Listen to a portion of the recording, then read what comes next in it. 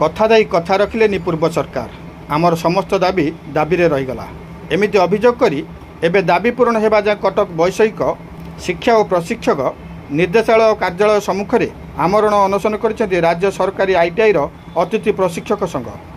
अतिथि प्रशिक्षक नाम को परिवर्तन करी केवल प्रशिक्षक मान्यता प्रदान करा जाऊ, सरकारी कर्मचारी पर छुट्टी प्रदान करा जाऊ, बहिष्कार करा जायतिबा शिक्षक को तुरंत पुनः नियुक्ति, महिला प्रशिक्षक को मातृत्व छुट्टी प्रदान भली 8 दफा दाबी करिछि संघ।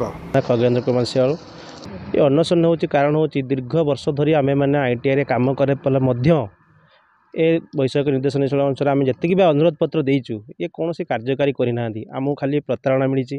आम तुरंत सरकार नुआ सरकार आसला मुख्यमंत्री भेटी आउ सेक्रेटरी भेटी विभाग मंत्री भेटी एवं गत 28 तारीख दिन आम जनई आम 8 दफा दाबी रही आपण मैंने यहाँ विचार करूँ तापर एवं आमर से आमको चाकरी बहिष्कार करने पर्यंत बाहर तेणु आम चाकरी सुरक्षित मागे बसचु।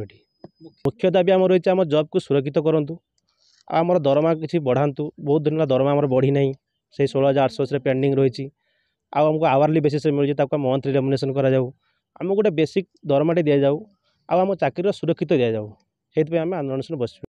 जिते पर्यंत आमर न्याय दाबी पूर्ण न हो आम एठू जीवु ना।